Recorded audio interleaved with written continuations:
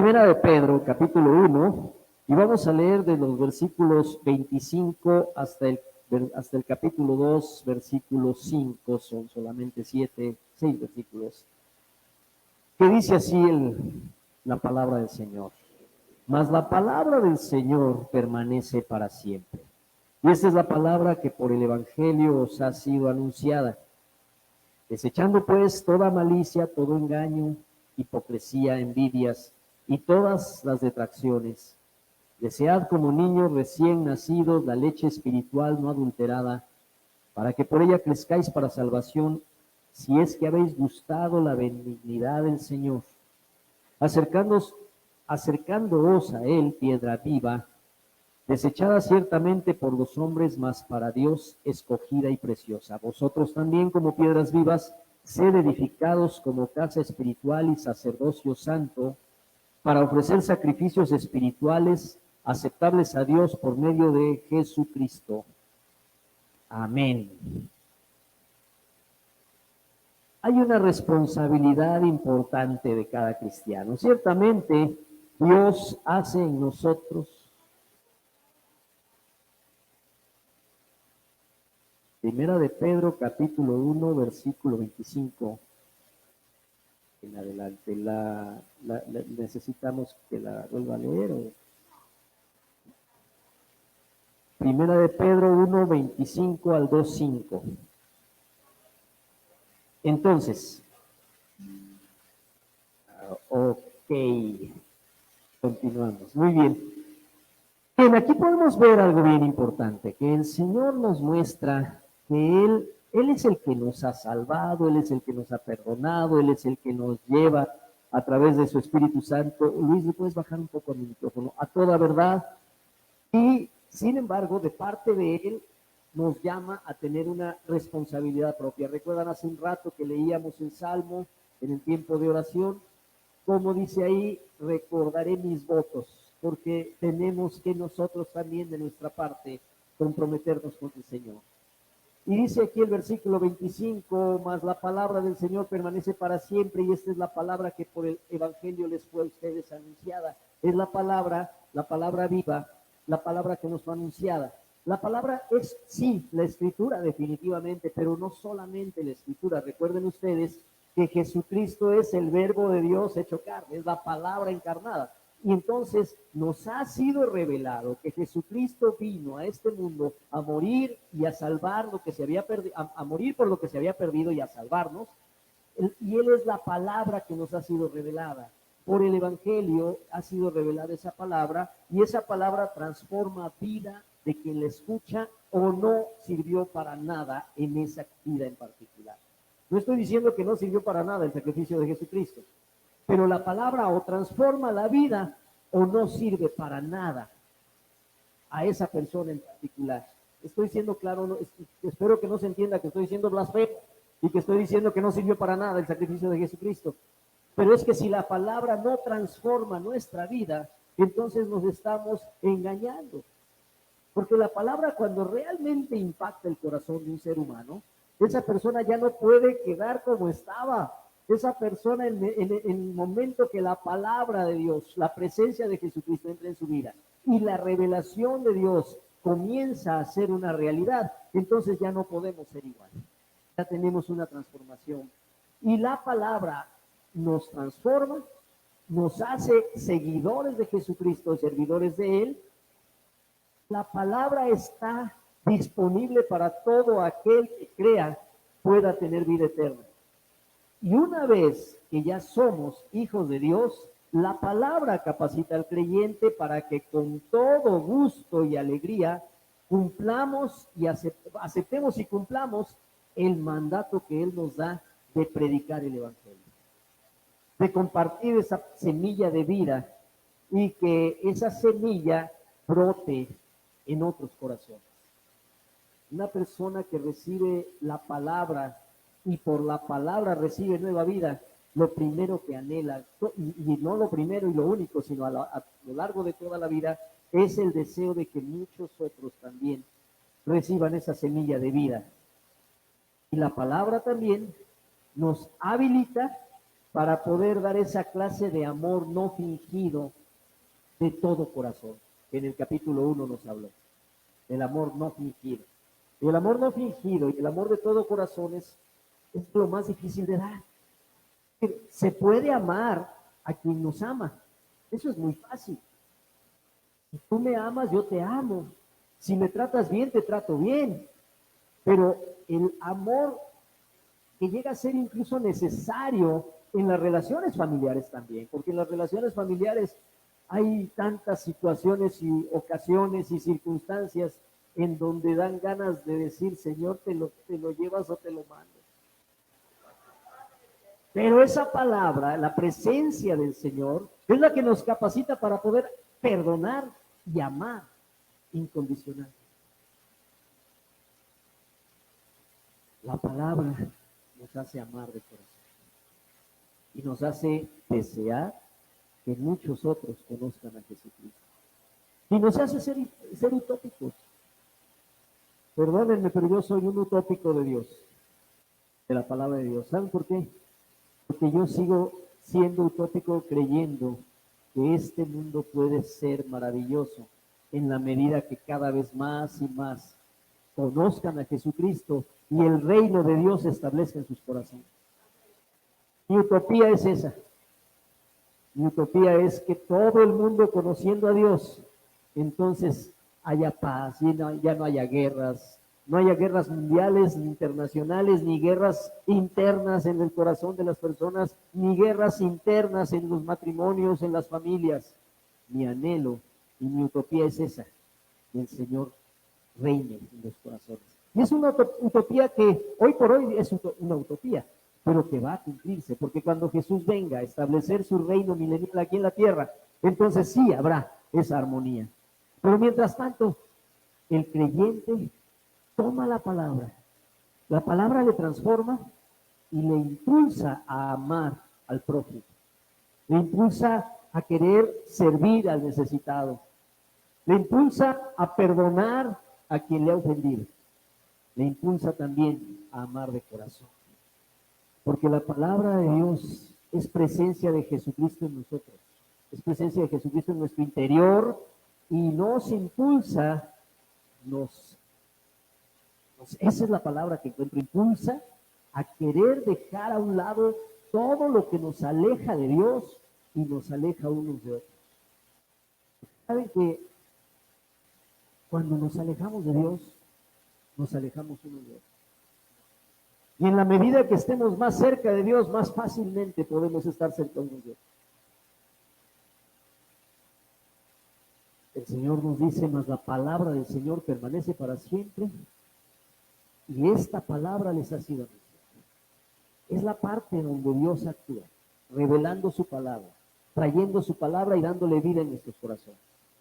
Pero no podemos esperar que Dios haga todo en nosotros. La palabra sí nos transforma, pero por otro lado, dice aquí en la Escritura que no podemos esperar que Dios haga todo por nosotros. Dios ha hecho lo más importante, salvarnos. Dios ha hecho lo más difícil, perdonarnos, rescatarnos. Pero ahora no podemos esperar que Dios haga todo en nosotros. A veces nosotros, no sé ustedes, pero a veces yo me cacho más frecuentemente de lo que quisiera. Yo me cacho pidiéndole a Dios cosas que son mi responsabilidad. Algunos cristianos, malentendiendo la grandeza y la soberanía de Dios, llegan al extremo de pensar que si algún cambio positivo, si algún cambio importante puede haber en sus vidas, será únicamente cuando Dios lo haga, cuando Dios me transforme, cuando Dios me cambie, cuando Dios me haga perdonar, cuando Dios me haga dejar esta mala costumbre, o cuando Dios me haga dejar de ser egoísta, será cuando Dios lo haga a la manera de Dios y como Dios quiera. Que tengo determinado vicio, cuando Dios quiera lo voy a dejar. Que tengo determinada aversión hacia alguien, cuando Dios quiera podré amarle. Se me olvida cuando el Señor dice, ama a tu prójimo como a ti mismo. y también bendigan a sus enemigos, dice el Señor. Pero bueno, algunos para llegar a tener transformaciones grandes, importantes, como les digo, incluso para ser personas que, que sean mejores cada día o seamos, porque yo estoy en esta lucha constante, o incluso para desear orar, desear leer la palabra. Hay quienes llegan al punto de decir, Dios, yo quiero que tú me hagas desear leer tu palabra. Quienes así piensan que si algún cambio positivo importante va a suceder, será cuando Dios lo quiera hacer en mí y entonces lo hará como Él lo quiera hacer. Quienes así piensan se basan en ese versículo que dice, no se cae la hoja de un árbol sin que se cumpla la voluntad de Dios, sin que sea la voluntad de Dios. Y ese versículo es el versículo no bíblico, que muchísimos cristianos tienen casi como doctrina. Muchos cristianos dicen eso. No, es que no se mueve ni se cae la hoja de un árbol sin que sea la voluntad de Dios. ¿Sabían que este es un versículo no bíblico? Porque no está en la Biblia. Algunos dan por hecho que ahí está, pero no está. No está en la Biblia. Es, como les digo, malentender la soberanía de Dios. Al malentender la soberanía de Dios, entonces no es que no se mueve la hoja de un árbol sin que sea la voluntad. Y a veces llegamos a extremos un tanto curiosos, ¿verdad? Porque vamos en un auto y se poncha la llanta. Ay, Dios permitió que se ponchara. Y si vamos en el mismo auto y no se poncha la llanta, gracias a Dios que no se ponchó. Bueno, por fin. Si se dan cuenta, es que vamos a cierto extremo el pensamiento y lo llegamos hasta convertir en un pensamiento mágico. Si algo va a ser bueno que cambie en mí, entonces es por la voluntad de Dios. Y hay muchas cosas que Dios dice, no, esa es tu responsabilidad. Y por eso, inmediatamente, déjenme decirles que los capítulos y los versículos, como está dividida la Biblia, es útil, es práctico, es bastante, es útil y práctico, pero en realidad en las escrituras originales nunca estuvieron versículos y capítulos. Por ejemplo, una carta, que en este caso es la carta de Pedro, pues no has escrito cartas, bueno, ahora ya no mucha gente escribe cartas, ¿verdad? Pero aquellos que son todavía de los que cuenta la leyenda que había papel y pluma y se escribían cartas. ¿Alguno de ustedes lo hizo alguna vez? Sí, ¿verdad? Todavía todos son mensajes de WhatsApp. Es cierto, yo todavía no termino de entender por qué la costumbre, y es una costumbre casi generalizada, que en los mensajes de WhatsApp, en lugar de escribir un texto más o menos largo, las personas escribimos, hola, buenas tardes, y lo enviamos. ¿Cómo estás? Y lo enviamos. Y al rato, fíjate que quiero decirte que, y lo enviamos. Y al rato es un chorizo de pedacitos, en lugar de escribir algo. Pero bueno, son los tiempos y hay que adaptarnos a ellos. Pero bueno, ya me desvié como siempre. Los capítulos y los versículos no eran parte del original. ¿Estás haciendo alguna cosa? No eran parte del original. Las cartas se escriben en una prosa corrida. Entonces, nosotros, claro, notamos aquí y mentalmente parece como que se van cambiando los temas o un tema se termina y empieza otro cuando dice, mas la palabra del Señor permanece para siempre. Y esta es la palabra que por el Evangelio ha sido anunciada y ahí hay un espacio incluso grande y decimos, bueno, aquí acabó una idea y perdemos a veces la esencia de todo lo que dice. Porque en realidad, inmediatamente después de que dice, y esta es la palabra que por el Evangelio ha sido anunciado, desechando entonces toda malicia y todo engaño, va en un solo orden de pensamiento. Entonces nos dice el Señor, prácticamente lo que nos está diciendo es, si la palabra del Señor te fue anunciada, en virtud de que la palabra de Dios te fue anunciada, entonces tienes que hacer tu parte y por lo tanto desechar toda malicia, por el Evangelio, si hemos nacido de nuevo, somos criaturas nuevas, ¿no es cierto? Si hemos nacido de nuevo, somos nueva criatura, pero ¿qué creen? Todavía traemos arrastrando como rémoras una bola de cosas. Todavía traemos arrastrando y nos libramos de unas, pero tenemos que estar bastante vigilantes porque al rato ya estamos otra vez con otras.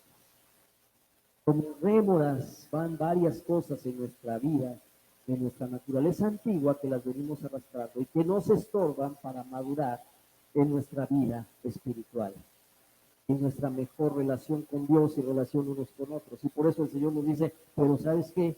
Desechen todo lo que sigue. Y comienza por decir toda malicia, todo engaño, toda hipocresía, todas envidias y todas detracciones. Y a cambio de eso, deseen como niños recién nacidos la palabra de Dios. Ahora, vamos a ver un poco cada una de estas palabras. Porque al leerlas así, a veces parece como que estuviéramos viendo algo sinónimos o algo así, pero vamos a ver a detalle. No perdamos de vista que la carta que escribe Pedro, la escribe a los hermanos que son cristianos y que están viviendo una vida muy difícil, porque ser cristiano en ese momento, siendo judío, a los que él estaba dirigiendo su carta. Como lo dije desde el principio de este análisis, ellos eran perseguidos por el Imperio Romano, eran repudiados por su propia cultura, porque los consideraban los que habían traicionado al judaísmo al seguir a Jesucristo. Y muchos de ellos habían sido incluso ya para estas alturas de la carta, ya habían sido víctimas de las más atroces formas de muerte, que era el Coliseo romano, que eran las cárceles en los calabozos horribles por ser cristianos, pagaron el precio de ser cristianos. Y a estos hombres y mujeres que pagaron un alto precio por ser cristianos, que en una reunión como esta, en 20 personas, podría seguramente haber alguien que dijera, a mí ya me encarcelaron a mi hermana, a mí ya mataron a mis padres. Era un precio muy alto. Entonces, no sé si a ustedes, pero a mí me impacta cuando leo, si estos hombres y mujeres tan comprometidos con Dios permitían que como rémoras decidieran todavía este tipo de vicios como son los engaños, las hipocresías, las envidias y todo esto, pues ¿qué se puede esperar de gente como nosotros que la vivimos bien cómodos? En un día como hoy nuestro mayor problema tiene que ver con que si está muy alto el volumen o no lo está, o si la letra de la pantalla está chiquita o está grande. Porque la verdad es que sí, ciertamente tenemos problemas y tenemos problemas en el trabajo, por supuesto, a veces es muy duro el trabajo y muy difícil la relación, pero no hay comparación con el nivel de entrega que se requería para ser hijo de Dios. Y a veces nos hace falta tanta entrega a nosotros. A veces nosotros nos es tan fácil, tan común el ser cristianos, que descuidamos esa entrega. Hace ratito me recordaba Raúl que en Qatar, donde van a ser ¿qué son los olímpicos o el mundial? El mundial, ¿verdad?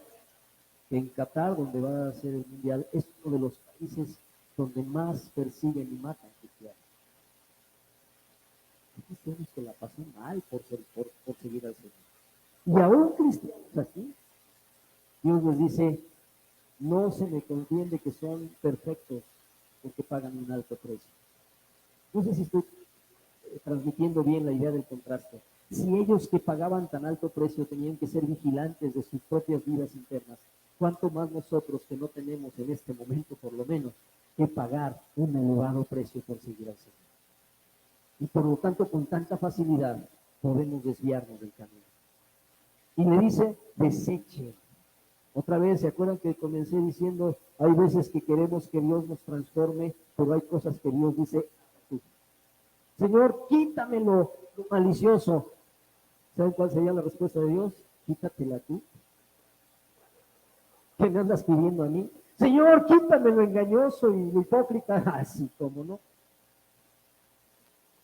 ¿Cuáles son estas palabras?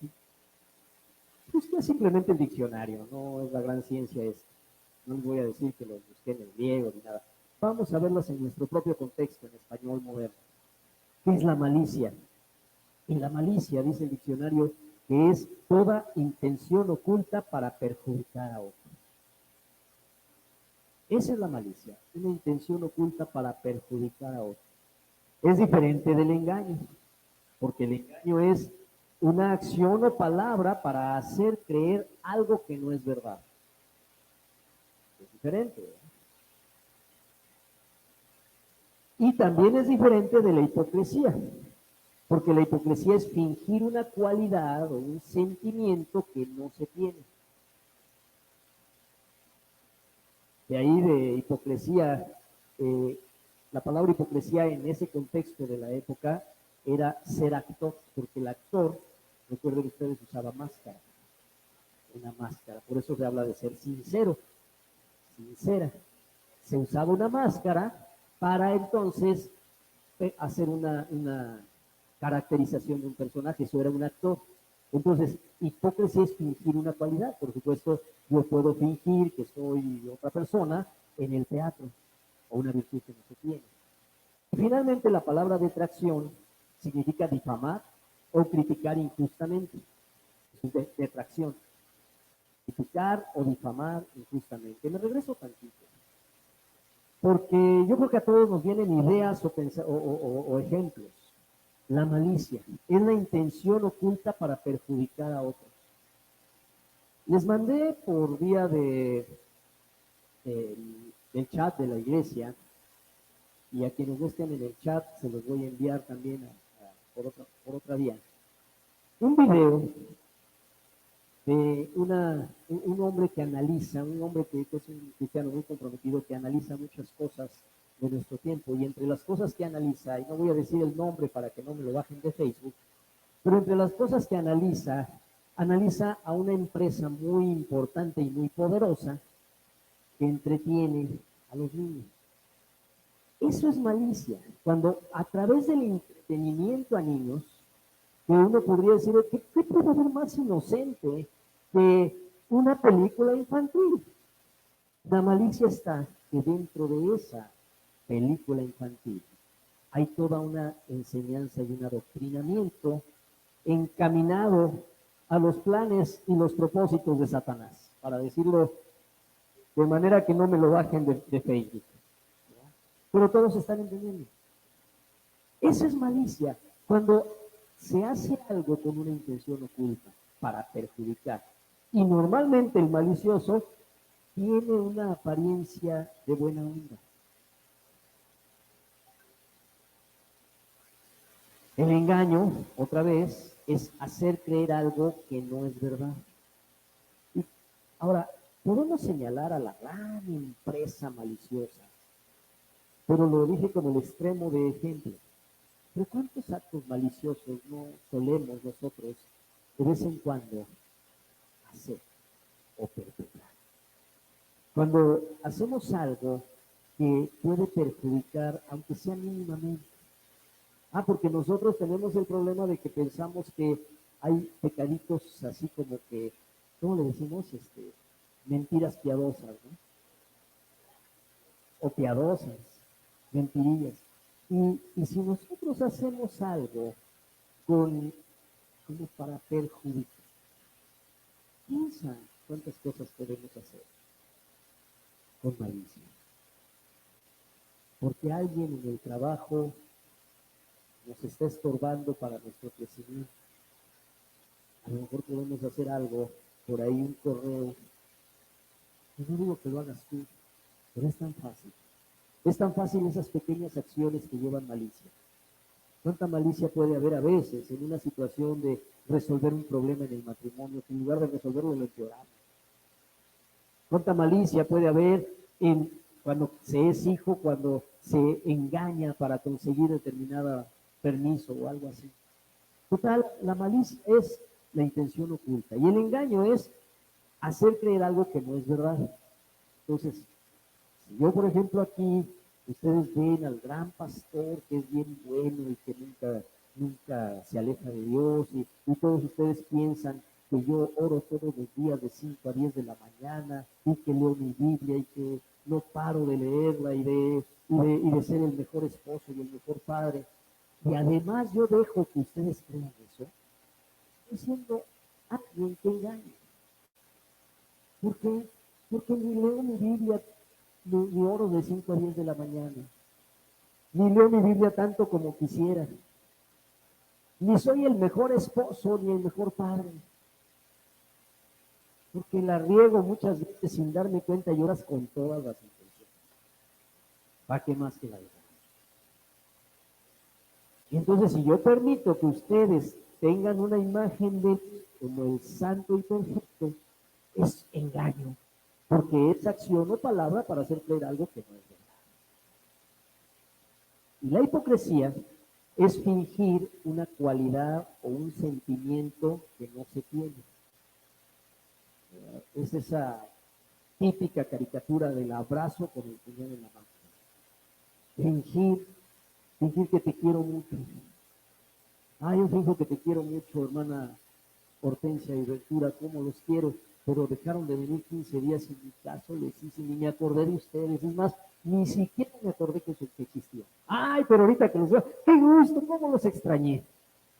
Si yo les digo qué gusto, cómo los extrañé, y en 15 días no tuve la más mínima intención de saber de ustedes, ¿eso es sincero? Hay tantas cosas en donde podemos, sin darnos cuenta, caer en eso. Tengo que tener mucho cuidado, se los confieso, tengo que tener mucho cuidado, porque en ocasiones yo puedo decir, voy a orar por ti, hermano. Y me doy la media vuelta y ya ni me acuerdo de ti. Y entonces tú estás creyendo que yo estoy orando por ti. Y eso fue fingir una cualidad o un sentimiento o una virtud. Y nos dice, cuidado, deseche todo esto.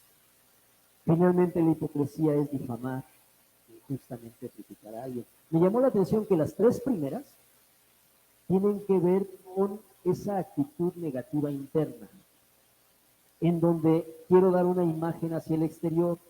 Cuando yo actúo con malicia, estoy dando una imagen hacia el exterior, pero tengo una agenda oculta. Cuando yo engaño, estoy dando una imagen hacia el exterior, pero yo sé que estoy haciendo un engaño. Lo mismo con la hipocresía. Pero la detracción es atacar a otra persona. Es difamar o criticar injustamente. ¿Y cuántas veces la gente no critica o difama a otros injustamente? Mira, ya se compró una camioneta nueva. No, pues de seguro debe andar en nada. Esa camionetita de 2 millones de pesos, no, pues nada más los narcos. ¿Y no es cierto? Es fácil ser detractores y criticar injustamente. A lo mejor sí es narco, pero a lo mejor no. A mí qué me importa después de todo, ¿no? Y dice el Señor, dejen a un lado todo eso, todas esas detracciones. Porque otra vez me voy a la camioneta de 2 millones de pesos, pero a veces podemos hacer una difamación o una crítica injusta hasta en lo más sencillo y pequeño. No llegó Alberto y tenían una responsabilidad hoy. Qué irresponsables. Pues no, porque está enfermo Alberto. ¿Verdad? Pero qué fácil es en un momento dado decir así rápido. O tienes una cita con alguien a las 10 de la mañana y llegan las 10 son las 10:10 y no llega. No, pues claro, si siempre ha sido tan impuntual. Y a lo mejor sí es bien impuntual, pero esta vez de veras se levantó temprano y quería llegar temprano, pero en ese momento justo hubo un bloqueo en la calle. ¿No? Digo, claro, ya hizo fama. Pero si nosotros automáticamente damos por hecho, eso es detracción. ¿Por qué será que el Señor nos dice, después de que nos habla de que esta palabra ha sido anunciada, nos dice todo esto? ¿Saben por qué? Porque el pueblo de Dios en el pasado siempre fue muy inconstante con el Señor. Y porque el pueblo de Dios, que es su iglesia, en la actualidad, como su pueblo que somos, seguimos siendo inconstantes. ¿Cuántos recuerdan lo inconstante? Bueno, lo recuerdan porque está en la palabra. ¿Cuántos recuerdan lo inconstante que fue en el pasado el pueblo de Dios? Un par de ejemplos, abuelo de pájaro. Dios nos acaba de liberar de la esclavitud de Egipto. El faraón, después de 10 plagas, por fin se da por vencido y los deja ir. Cruzan el mar Rojo hacia la libertad. Ven ese espectacular milagro de que el mar se abriera y ellos pudieran pasar en seco hacia la libertad, y queda atrás ese pasado de esclavitud. Y unas cuantas horas después, un par de días después, comienzan a tener hambre. Y entonces, ¿qué sucede? Empiezan a estar enojados queriendo regresar a Egipto. ¿Recuerdan? ¿No? Ay, pero tan rico que comíamos cuando éramos esclavos. Tan sabroso que eran esos, que eran cebollas, y qué decía ahí, su sopita de cebolla. Es inconstancia. Un día están alabando a Jesús en su entrada a Jerusalén, y es el vuelo de pájaro que hice. Un día el pueblo de Dios está alabando a Jesús en su entrada a Jerusalén, y unos cuantos días después están prefiriendo a Barrabás, cuando Pilato les dice: aquí tengo un delincuente que está condenado a muerte, y hoy, por ser un día especial, cada año puedo liberar a uno de los delincuentes. ¿A quién le libero? ¿A Barrabás, el delincuente, o a Jesús, que yo no le encuentro ningún pecado? ¿Y cuál fue el grito multitudinario? ¡A Barrabás! Un día están alabando a Jesús cuando entra a Jerusalén, y al día siguiente están gritando: crucifícalo, crucifícalo. El pueblo de Dios está inconstante. Den un vistazo rápido, no pierdan aquí Primera de Pedro, pero en Apocalipsis capítulo 2, adelantito, Apocalipsis capítulo 2, en el versículo 4, el Señor le está hablando a la iglesia de Éfeso, y ¿qué es lo que dice? Pero tengo contra ti que has dejado tu primer amor. Por supuesto, conozco tus obras, tu arduo trabajo, tu paciencia, todo esto, pero ¿sabes qué? Has dejado tu primer amor. En una iglesia que incluso servía a Dios, hacía un trabajo arduo, ayudaba a los necesitados, pero dice el Señor: has dejado tu primer amor. Y a veces me temo que el Señor tiene por ahí guardada una carta a la iglesia de Manantial de Gracia, porque qué tanto hemos dejado.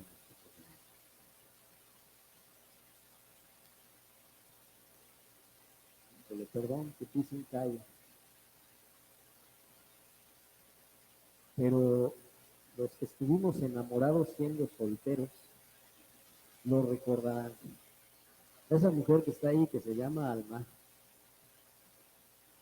las primeras citas que me concedió que nos pudiéramos ver, si ella me decía que nos veíamos a las 5, si acordábamos que nos íbamos a ver a las 5 de la tarde, desde las 3 yo ya estaba más que listo.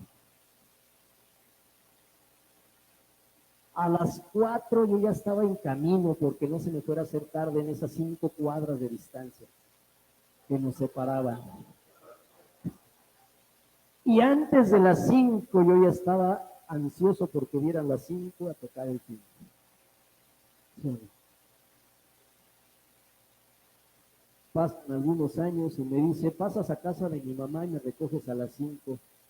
Y a las 5 estoy pensando si me quito las pantuflas, porque estoy en mi oficina, yo siempre he sido home office.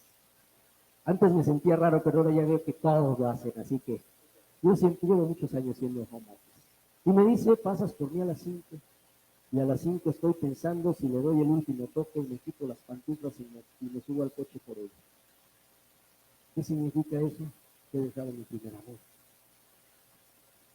Cuando ya no me importa llegar 5 minutos antes por mi esposa, es porque he dejado mi primer amor por ella. Ahora esto no pasa seguido, ¿verdad? Pero así se explica el eufemismo que estoy usando. Porque si amamos a Dios y queremos reunirnos a adorarlo, porque a las 12 apenas vamos bajándonos del coche, del camión? Cuando la cita es a las 11:30, o más atrás, a las 10:30, para no dejar a Luis y a Raúl solos con toda esta chamba.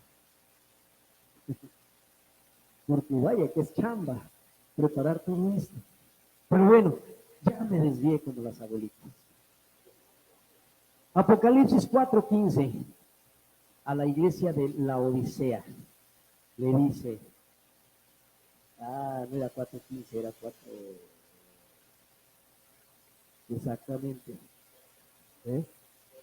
La Odisea, ¿dónde está la iglesia de la Odisea? Ya la perdí. Bueno, le dice que son tibios. 2:4, 2:4, 2:4, gracias. Apocalipsis 2:4. No, ahí es donde estaba hace ratito, la iglesia de Éfeso. Sí, y ahora lo que estoy buscando es donde dice, ustedes son tibios, ojalá sean fríos o calientes. La perdí de momento la cita, pero todos lo saben. Ok, y entonces es 3:14, gracias. Pero tengo contra ti, y bueno, ya ustedes lo localizaron, ¿verdad? Ahí está. Escribe al ángel de la iglesia en la Odisea, he aquí el amén, el testigo fiel y verdadero, el principio de la creación. Yo conozco tus obras, que ni eres frío ni caliente, ojalá fueres frío o caliente. Entonces el pueblo de gracias, el pueblo de Dios siempre ha sido inconstante, la iglesia es inconstante, y llega el punto en donde dice, has dejado tu primer amor, y donde dice, eres tibio. Yo sé que ninguno de los que estamos aquí presentes ni por internet es tibio, pero nada más por si acaso es bueno leerlo. Nada más por si acaso. Porque esa inconstancia nos lleva a que a veces somos tibios. Somos tibios con Dios. Cuando tal vez no nos importa tanto predicar su palabra. Porque total, ¿para qué tengo broncas con mis amigos? El respeto al derecho ajeno y la paz. Eso es así. El Señor dice que no podemos esperar que Dios haga todo por nosotros. Otra vez lo sigo ahí en los versículos 2 al 5. Necesitamos hacer parte, necesitamos hacer lo que nos corresponde. Y así como nos dice que desechemos todo eso, ahora también nos dice que hay 5 cosas que debemos hacer. Aquí hay 5 verbos en imperativo. El primer verbo es desechar todo lo malo interior. Ya lo dice aquí, deséchenlo, y ahí está la lista. Y después dice en el versículo 2, deseen. Deseen el alimento espiritual. Deseen como niños recién nacidos la leche espiritual, el alimento espiritual. Y es aquí donde les digo que a veces nosotros confundimos y decimos, ay, es que yo quiero que Dios me dé ganas de buscarlo. No, dice, deséalo tú. Y luego dice, acercaos a Dios. Acercarnos a Jesús como nuestro Creador, nuestro Maestro, nuestro Salvador y Señor. Para que seamos edificados, dice, acercaos o sed edificados como iglesia. Que seamos edificados porque somos casa de Dios y sacerdocio santo. De eso voy a hablar la próxima semana. Voy a ampliar este tema de ser casa de Dios y sacerdocio santo. Y luego dice, para que ofrezcan sacrificios espirituales. Entonces tenemos aquí 5 imperativos, 5 verbos. Desechar, ya dijimos que hay que desechar. Desear el alimento espiritual. Acercarnos a Dios. Acercarnos a Jesús como nuestro Creador, como nuestro Maestro. Ser edificados como casa de Dios y sacerdocio santo. Y ofrecer sacrificios espirituales. Pablo lo dijo en otra de sus cartas, que es a los Efesios, y lo dijo de esta manera. En cuanto a la pasada manera de vivir, despojaos del viejo hombre que está corrompido con los deseos engañosos. Por eso, desechando la mentira, hablad verdad cada uno con su prójimo, porque somos miembros los unos de los otros. Entonces Pablo también lo aclara, dice que dejen la manera pasada de vivir. Si desechamos todo lo interior y deseamos el alimento, entonces crecemos y maduramos. Y se nos exhorta entonces por eso a que deseemos el alimento el espiritual, y dice que lo deseemos como niños. Aquí lo ven ustedes, desear como niños recién nacidos la leche espiritual. ¿Cómo desea un niño recién nacido la leche materna? ¿Sí? ¿Cómo te das cuenta que ya tiene hambre de estar en el pecho de su mamá? Con un llanto, pero mega. Al final, ya los vi ambos, pero para seguir en el hilo.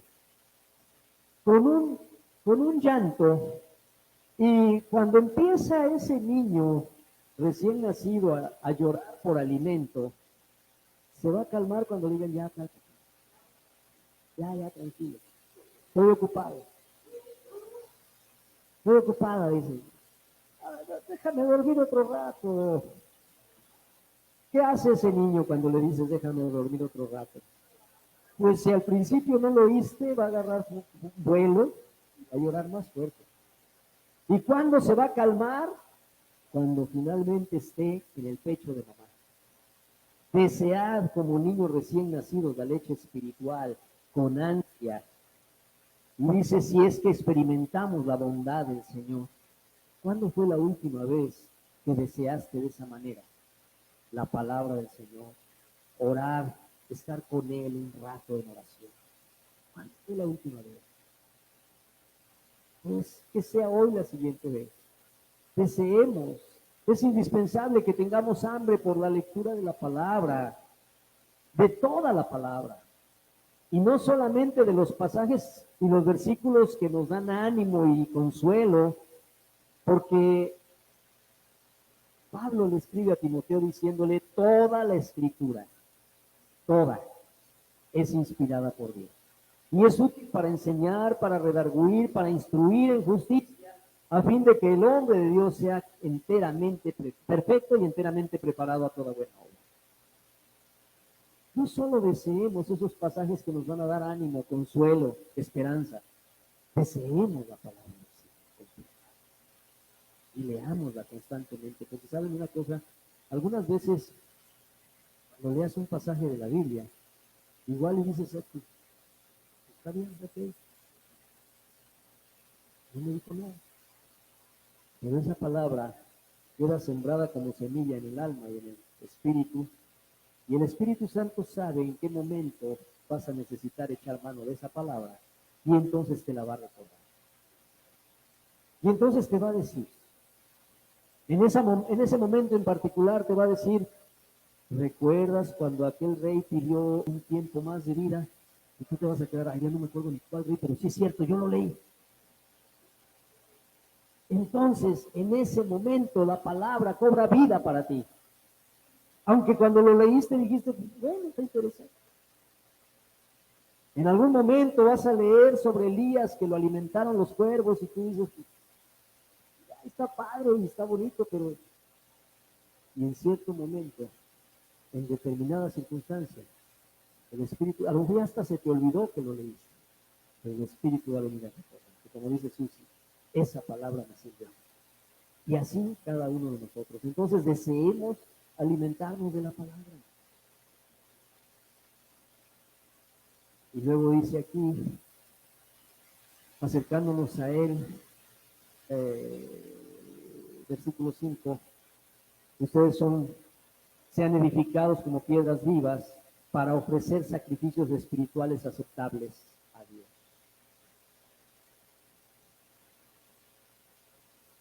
Acercaos a él, aquí está, piedra viva, desechada ciertamente por los hombres. Acercarnos a él, ¿quién es él? piedra viva? ¿Quién es?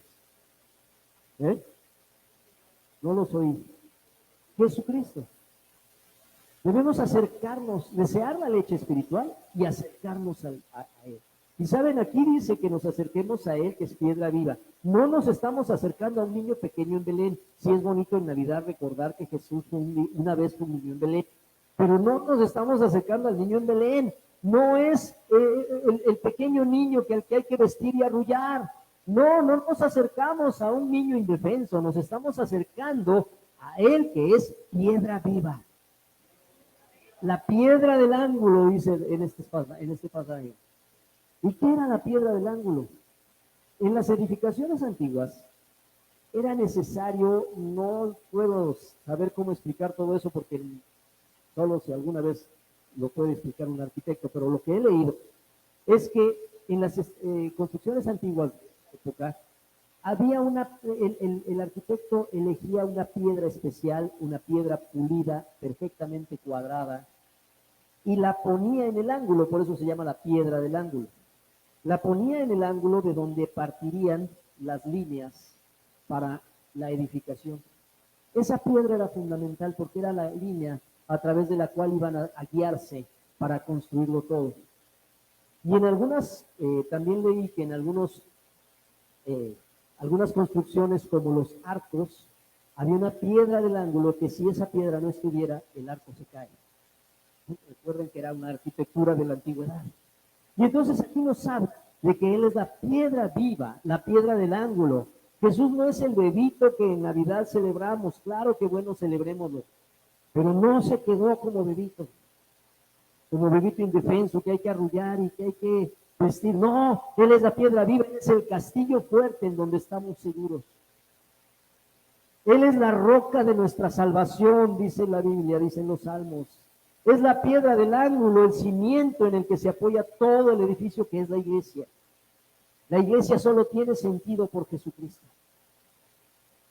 Es el edificio en el que cada uno de nosotros somos esos ladrillos que somos piedras vivas.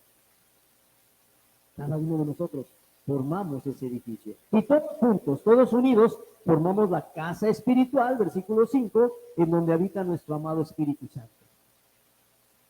Y por lo tanto, como casa espiritual y sacerdocio santo, estamos capacitados y además se nos manda que ofrezcamos sacrificios espirituales. ¿Vamos bien hasta aquí? Los que estén dormidos digan amén. ¿Cuáles son esos sacrificios espirituales? Bueno, hay muchos, pero voy a mencionar, digamos, unos más claramente identificables. La alabanza es un sacrificio espiritual cuando sale de un corazón agradecido. Cuando como iglesia nos reunimos para alabar a Dios, estamos ofreciendo sacrificio espiritual a Dios para adorarlo y alabarlo. Si sale del corazón. Un sacrificio espiritual son los diezmos que entregamos en la iglesia y las ofrendas que damos. Porque vaya que es un sacrificio, porque ganar el dinero no es fácil, ni lo ha sido nunca. Pero es un sacrificio porque entonces estamos dando a Dios una parte de nuestro esfuerzo diario y además estamos diciéndole a Dios, confío en ti, que eres mi sustentador. Confío más en ti que en mis fuerzas. Y estamos agradeciéndole a Él porque Él es el que nos provee y nos deja que administremos el 90% de lo que Él nos da. Y siempre lo he dicho, y la Biblia lo dice en Habacuc, abran las pruébenme en esto. Malaquías dice, pruébenme en esto, abriré las ventanas de los cielos. Y siempre lo he dicho porque lo he experimentado. Cuando me quedo con todo, me rinde menos que cuando le doy a Dios el diezmo y ese 90% milagrosamente rinde mucho más. Porque Dios así es. Hacemos sacrificio espiritual también con nuestra oración. Recuerden que en Apocalipsis dice que el incienso que llegaba al altar de Dios son las oraciones de los santos. Y ofrecemos sacrificio espiritual cuando se tiene la certeza de que Dios nos escucha y la convicción de que lo hace con amor de Padre. A veces esa parte nos cuesta trabajo, no sé a ustedes, pero a mí sí. Mejor corrijo lo que acabo de decir. A ustedes tal vez no, pero a mí me cuesta trabajo.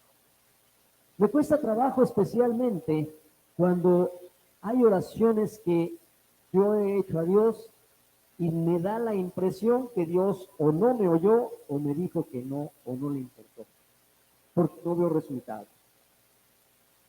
Pero eso no significa que Dios no me oyó. Significa que Él me oye como Padre que es y Él sabe si me responde que sí o que no, porque Él, lo más importante es mi vida espiritual, mi relación con Él y su glorificación. Por supuesto, Él ha prometido que me dará todo lo que me falte, incluyendo que mis seres amados conozcan a Cristo. Eso también falta, ¿no es cierto? O sea, no solamente pensemos, cuando dice el pasaje, y Dios pues suplirá todo lo que os falte conforme a sus riquezas en gloria en Cristo Jesús, no solo pensemos en términos monetarios. Nos falta que seres amados nuestros conozcan a Jesucristo. Nos falta que nuestro matrimonio se restaure. Nos falta que una relación con un hijo sea sanada. Pues mi Dios pues suplirá todo eso. Oremos a Dios.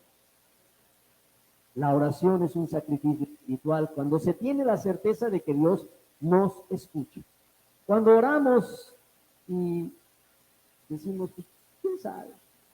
Eso no es sacrificio espiritual. Tengo que tener la certeza que independientemente de cuál sea la respuesta, Dios me oyó. Eso es lo importante. Cuando se tiene la certeza de que nos oye con amor de Padre. Sacrificio espiritual es el servicio que damos a los necesitados. El servicio a los necesitados es un sacrificio espiritual cuando se tiene en mente que servir al prójimo es servir al mismo Jesucristo. Cuando Él dijo, tuve hambre y me dieron de comer, tuve sed y me dieron de beber, estuve preso y me visitaron, enfermo y me visitaron. Y le preguntamos, ¿cuándo se dio? Cuando lo hicieron a cualquiera de estos, mis hermanos más pequeños. Por eso es que el servicio a los necesitados es un sacrificio espiritual que ofrecemos a Dios. Cumplir la gran comisión es un sacrificio espiritual. Predicar el Evangelio cuando se ama tanto a Dios que se le obedece predicando el Evangelio y se tiene compasión por quien no tiene a Cristo y está perdido sin él. Entonces hacemos un sacrificio espiritual. Yo creo que los 2 años de pandemia que no pudimos, son 2 años, ¿no? Que no nos reunimos, o años, ya perdí la cuenta. 2 años, ¿verdad? Creo que los 2 años que no nos reunimos hizo que nosotros se apagara un poco o mucho esa pasión por predicar el Evangelio como iglesia. Individualmente, seguramente que muchos lo han seguido haciendo, pero creo que nos hace falta reactivar el que como iglesia cumplamos la comisión y hagamos equipo. En fin, hasta aquí por hoy, hasta el versículo 5, recapitulando. ¿Quieres poner un poco de música de fondo, por favor, Luis? Recapitulando y recordando. La palabra transforma la vida de quien la escucha, o entonces no tiene ningún efecto en él. La palabra y la presencia de Jesucristo en nosotros, en nuestro interior, nos impulsa a querer hacer a un lado lo que nos aleja de Él y nos desafía para esperar, para no esperar que Dios haga las cosas por nosotros, lo que nos toca hacer a nosotros. Porque no solamente hemos sido salvos para esperar un día en que estaremos en el cielo, claro que cantar solo me imagino es hermoso, pero no solamente fuimos salvos para estar imaginando cómo será cuando estemos en el cielo, puesto que somos casa espiritual y sacerdocio santo. Y nosotros habita el Espíritu de Cristo, y nuestra misión es interceder ante el Padre, orando por los pobres, ayudando a los necesitados, cuidando de los enfermos, siendo benignos con los desamparados y los que están perdidos por no tener a Cristo en sus corazones. Somos las manos y los pies de Jesucristo y nuestra boca habla las mejores noticias que el mundo necesita, y vaya que necesita buenas noticias el mundo. Y las mejores noticias que el mundo necesita es que en el Evangelio hay salvación, que es Jesucristo, hay salvación. Que Jesús vino a sanar y salvar al que estaba perdido. ¿Quieres ponerte de pie?